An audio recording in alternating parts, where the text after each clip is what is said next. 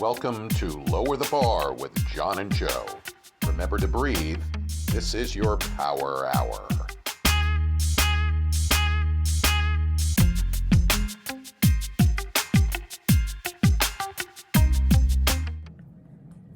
Hi, everybody. Welcome back. We're so glad you joined us today. And how you doing, Joe? I'm doing great. I'm just back from my vacation a while, but I haven't told you something. I brought back 4 new hats. Yes. Joe. Yeah. I now have 56 hats. Wow. I'm not done yet. How was your week? My week was great.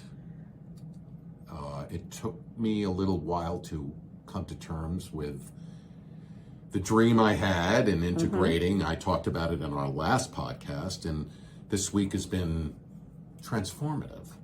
It's really resonated, and I feel great. I feel more integrated. I feel more present. I receive people better, which is, again, such new territory for me. Because you see yourself and you love yourself more, maybe. Yes, definitely appreciate who I am more. And just overall, I guess, more happy. Good. Yeah, just That's great. Something shifted. Yeah. I can't tell you. Imagine going through something for that length of 20 time. years. Decades. In case you didn't hear last time, 20 years he's been having this dream, and finally had a dream which had a much happier result. I had a different ending for the first time, and it was profound. Very profound. It changed everything inside of me. It completed the puzzle, so to speak, Joe. I definitely leveled up. I could feel a difference internally. The way I look at people, my benevolence, my compassion, all of those feelings, I don't know what the word I want to use. I don't want to say more genuine. So just maybe I feel more connected to them. I was going to say more present. Yeah. More present. Yeah, a good way of putting it. I want to suggest that if you didn't listen to last week's podcast 8, go back and listen to it to find out what happened to John. You'll appreciate what we're saying. But today No, it's podcast 9. This is podcast 10. Okay. I'm sorry. It's okay. Okay. You're right. So today we're going to talk about a specific trigger, because we talked about triggers last week. And that trigger is food or drink, but we're calling it food triggers, quote unquote. Our emotional attachments to food. Who would like to go first? Do you have any food that you're emotionally attached to? Well, being vegan, bacon. Bacon was a tough one for me. I love bacon. I always have. Love the flavor, just everything about bacon. Smelling it, being cooked. Yes. So now, I used to own a steakhouse in New York City, so I was very drawn to meat and that whole thing. So becoming vegan now is sort of very funny when people hear about it and they don't, haven't seen me for a bunch of years. They're like, oh, really? You're vegan now? We'll have to do a podcast on how you became vegan. Yeah. That's interesting. So there are definitely foods that I miss, that I love, but I have to share, it took a little bit of time. This was not definitely instantaneous, like it happened overnight. It took some getting used to. Oh, yeah. But being that I used to be a chef, I like to prepare food for myself. So I prepared meals that are very satisfying for me now. It took a while to get to that place, but I am now, and that's wonderful. But there are many foods that I miss incredibly. Sweets, chocolate. I'm not going to say I was a chocoholic, but I ate a lot of chocolate, Joe. Candies. Oh my God. I don't know why, but the copious amounts of candy I ate as a child is remarkable. I mean, I think that had partially to do with my ADD as a child, just bouncing off the walls with chocolate and candy and everything. And All the sugar? and to think I only had 3 fillings as a child is amazing. It is amazing. Yeah, I It can't really believe is. I only Yeah. only had 3 cavities as a kid and never as an adult. So, but the attachment to it. I mean, I even remember as a child craving sweets. Like I couldn't wait for school to end to run to the corner, candy store yes. to get my. I loved $100,000 bar. That was my go-to. Like Kit Kat. I was a chocolate guy, so I liked Almond Joy, Mounds, $100,000 bar. I'm doing like an ad for Nestle's here. But yeah, oh God, and I would just wait to get off school to run around and, take my quarter and buy and as go. much candy as I could with it. And one is not enough when you're addicted like that. No. What that does to your brain. You know what? Looking back though, I do remember how I crashed and felt like crap afterwards. Because you ate so much of it? Oh yeah. I'd get sick or I'd just fall asleep or, get angry or, Okay. a lot of things. It really triggered me looking back at it now. Were you getting angry because you didn't have any more? Or were you just getting angry, you think, from the sugar? Yeah, I think it was just the sugar. Agitation, couldn't Wow. sit still, I couldn't focus, certainly couldn't do homework. Things like that really impacted me. Wow, that's Yeah. pretty scary. Yeah, but when I was young, I didn't think about it. No, and you didn't. certainly didn't think about it in the same context. No, not at all. No, and probably your parents didn't either. They just thought you were a brat. Yeah, probably. Yeah, really. You would think they would put it together. Maybe they weren't aware of how much No. candy you ate. Yeah, but I'm going back in the day, there'd be bowls of jelly beans or sucky candies, the little individually wrapped ones. Okay. I remember the little oranges sections that looked like little mini oranges that were like tangerines. I was addicted to Oh, when they those had things. sugar on them. Yeah, You're I right, do right, remember them. exactly. Oh my I gosh. do remember them. Yeah, so, That's it's not like everything was promoted back then. Cigarettes, my parents would have little boxes that you could open up and just grab a cigarette from. A candy cigarette. No. You mean a real cigarette? cigarette, yes. And you were allowed to? No, I wasn't. Oh, okay. Well, I would steal them. Okay. I started when I was about 8 years old, Oh my goodness. smoking, trying. Okay. But yeah, but getting back to what we were talking about. Emotional attachments to food. All right, I'm going to admit one of mine. Okay. My biggest emotional attachment to food is Stewart's Light Vanilla ice cream. No other flavor, just Stewart's Light Vanilla. And I love it when I'm tired. I love it when I'm stressed. So most of the time, I just don't have it. Because you can't get a little bit of it. You have to buy the half gallon. And it calls me. It says, we're not done yet. So I just, most of the time, I probably once every 2 months break down and have it. Still now you do this? Yes, sometimes I do. Oh, the cat's out of the bag, Joe.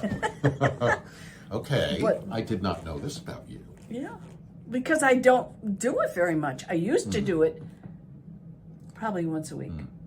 Well, it leads into like sneaking food, how people, like get up in the middle of the night and raid Oh, the, no, I raid don't the do that. refrigerator. It calls me, but I don't go downstairs if I wake A up. lot of people do that. Yeah, yes, they do. No, I never did that. No. I never was one of those. going to bed with food in your stomach. I don't like to eat after 8 o'clock. I suffer from that a little bit because there are times I eat late at night.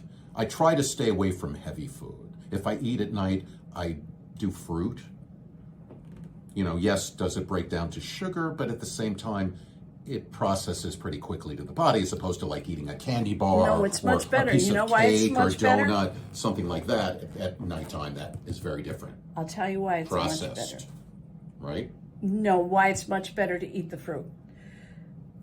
First of all, I got to say that I taught for 30 years. I taught drug education, nutrition. And when you're eating the fruit, it's connected with fiber. You're eating the whole piece of fruit. Right. So the sugar is processed much slower into your body because of the fiber. So that's why it's better for you. Right. Whereas a That candy makes bar perfect is, sense. yeah, unless there's a lot of nuts in that candy bar, it's the fruit's better. But we're talking about big problems. What's the biggest problem in the United States of America as far as food attachment? Obesity. Well, I guess I didn't ask it correctly. The source of it. Oh.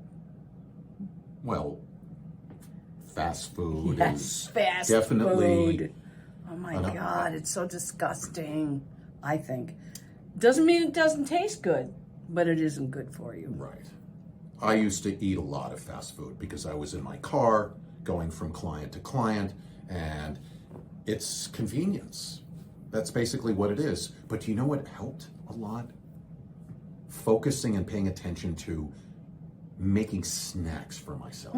So if I had shit in the car, I could grab some nuts or something that were much healthier options that kind of carried me Fruit. over, as opposed to running into KFC or McDonald's or one of those kind of stores and grabbing a burger or, a fried fish or something.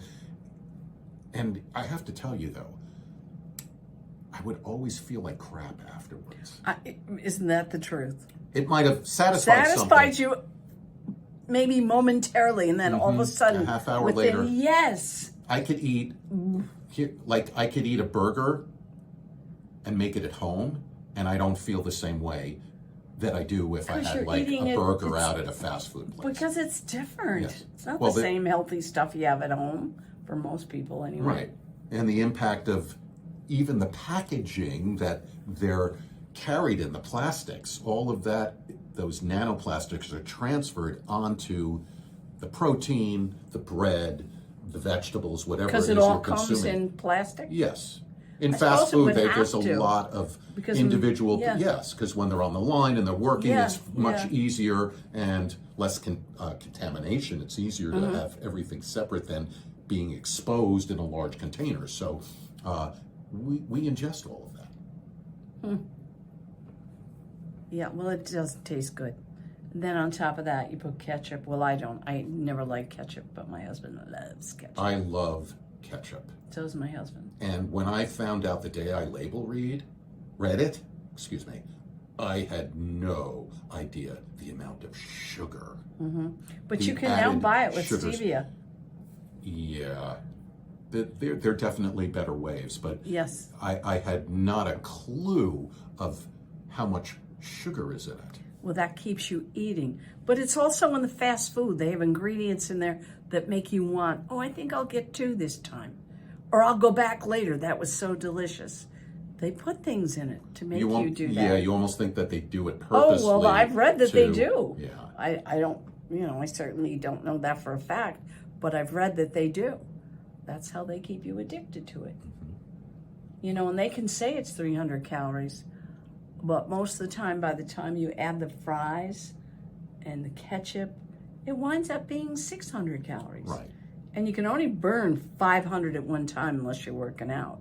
So anything over that you're eating at one time is going to get stored as fat, whether it's fat, sugar, or True. carbohydrates. It doesn't matter. No, It it doesn't. converts to fat. Yes. So it's Well, just not good for you. Yeah, no, true. But what's interesting is having the awareness. Like I talked about snacking, how that helped me and do that. But you have to have consciousness. You have to be aware of it and set yourself up for success. That's a lot of what happens in our lives as we go about our daily grind and we lose sight of self, really, what it is, our self, what's important and what's convenient. And we become lazy. because we don't take that extra 2 minutes to maybe run into the kitchen, grab some nuts or maybe an apple, something. Or both, Or yep. both, right, exactly. That will help you during your day. So focus, people, on... You know you're going to be hungry. Yeah. And, you know, medical studies are coming out now of really the impact of fast food and processed food and how really damaging it is to the body. And it doesn't even taste good. Once you start cooking with natural things, it tastes so much better. And I know a lot of people say it's too expensive to have all natural things. You know what? It really isn't. Think about the cost. I was in the store the other day and I was amazed that it was $14 for a bag of M&Ms. $14. What? Yes, it was. Oh my gosh. $14. I mean, the said large to- bag, but still. Yeah, but still, $14? Are you that's- kidding me? that's- But even, I mean, potato chips, everything is $5, $6 a bag. Well, you can buy quite a bit of vegetables at different places for that amount of money. Maybe you don't like You it. can make your own potato chips. Yeah, you can with kale. I wasn't really going there yet, but, you know, with potatoes. But That's kind of fun. here's the thing. People, and I'm going through this now, because I never used to do this. I label read everything now, because there are a lot of foods that are packaged as healthy, non-GMO, organic, free range, however you want to deconstruct it. If you look at what it's cooked with, that's what's unhealthy. Most people don't know the oils that it Yes. needs to be healthy to be cooked with. avocado, coconut, and olive, or even Absolutely. extra virgin. Those are the Extra three. virgin, yeah. Those are the three olive oils, or I'm sorry, those are the three oils that are good for you: canola oil, vegetable oil, cottonseed. All of those oils are bad. Sunflower oil. Yep. Any of those oils are not And the you oils go to you health want to food eat. stores, and I'm finding they're in. I mean, not everything, but a lot of what they Absolutely. make still carry those. So, you know, we need to be really careful because they impact the body. The body doesn't really like oil that much. There are some soluble fats and things, but the body doesn't love it. It can digest it, and there are wonderful things we garner from olive oil and others, but all other types of oils are really bad for the body. Especially MCT oil Yep. is really good for your brain. Just a shot of it a day, and I don't mean you take it like that. You can cook with it. You can put it in your coffee, but it has amazing benefits to your brain. Yes. So let's talk about, we know people have certain things that they're addicted to and they go, oh, it's just a candy bar to hold me over till dinner. Well, find a healthy protein bar. If you have to have the 300 calories, and keep one in your purse. And if you really, even if you just eat half of it and drink a bottle of water or half a bottle of water, and that will help you get through dinner. But then there's the added thing that people do is they add alcohol to their eating habit. And that can be deadly. Because I can tell you that second drink anesthetizes the part of your brain that differentiates between what I really like to do for my body and I don't give a darn what I do with my body. It just, the decision part of your brain is numbed by the second alcoholic drink. And then you start saying, yeah, I'll have a little of that. Oh, you know what? I'm just having blah, blah. It creates a disconnect. And you need to wake up the next morning and say, okay, I ate, but once I started drinking, what did I eat after that? And a lot of people drink 3, 4, 5 nights a week. And if that's what it's creating in you, look in the mirror and say, is this good for my health? And make a decision based on that. You know, I'm thinking about this. There are a lot of people that are listening to this, or maybe not, but that people that might be listening that don't care. Yeah, And you That's know what, okay, Joe? too. That's their choice. that's right. That's the beauty of free will. That's right. Absolutely. So, They don't care today. They might care next month. But yeah, we're only here to inform, not to, Right. poke people to change their minds or no. It's about topic awareness. It is. But you know what? A lot of people make excuses for their poor choices. It's too expensive to buy healthy foods. I don't have time to feed my children healthy meals. Really? No. I mean, there's so many. I spend a lot of time shopping at Aldi's, and their vegetables are great. Not everybody has an Aldi's, but I'm sure that most people have one place they can go to that isn't as expensive as other places to buy vegetables. You know, do you ask your children, what would you like to eat tonight, honey? Or do you say, this is what I'm serving tonight, to teach them to open up their experiences with food? I don't mean force them, but if you don't ever show that you eat it, how can you be a good influence on them? True. But my children were tough when they were young. Oh, I think most kids are. Yeah. It was ketchup sandwiches. Oh my gosh. Yes. Because ketchup is a vegetable, You're right? right, exactly. Oh, that sounds That's very like my funny, Joe. husband. Very funny. I had my tomatoes. No. Yeah. So, you know, I don't think asking your children in that way, if you're trying to integrate vegetables, that they're gonna be like, oh yeah, like can't No, wait to they're do not. that. They're not. No. Sometimes you might have to find something that they like that they're going to dip the vegetable in to have them try it. No, I don't believe in forcing kids to do things. There's a happy medium, and every kid's going to Sure. be different. Every kid's going to Absolutely. be different. But as adults, I think having topic awareness of how food impacts you and what it does to you, whether it's emotional, physical, you know, how it's impacting your body, and those people who struggle with weight, there are ways that you can handle this that become a lot easier. And identifying that it's emotion to it is very important, because in kind of the work I do in reversing illness, you're a part of the journey. So I'm sort of making the connection here. It's that awareness of being there. It's the awareness of being emotional about food, that connection to it that will help you through it, as opposed to just going, I'm going to go on a diet. Because diets don't work. No. It's diet isn't the right word. It should be change of eating habits. Lifestyle choices. Yes. Yes, forever. You know, and listen, we all cheat. We can all indulge every once in a while, but in moderation, as opposed to that becoming the identity of what you're eating. You know, not making those healthy choices, eating crap food all the time. And even if you're going out with your friends on a Friday night, there's choices you can make that are healthy. Absolutely. And one of those choices is getting a salad. They say that most of the calories in a healthy salad are the dressings. So have the dressing put on the side, or ask for oil and vinegar and ask what kind of oil it is. There are little changes that you can make so that you can enjoy doing the same things you used to do with less calories. Healthy choices. And less impact on your body. Yeah. You're nurturing Well, that's the your whole- body. that's- You're taking care of it. Absolutely, and be proud. And it's not just a momentary thing.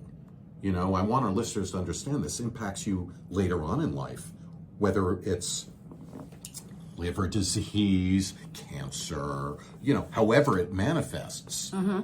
What we put in our bodies dictates that narrative and is a big contributing factor to illness and disease. Absolutely, it is.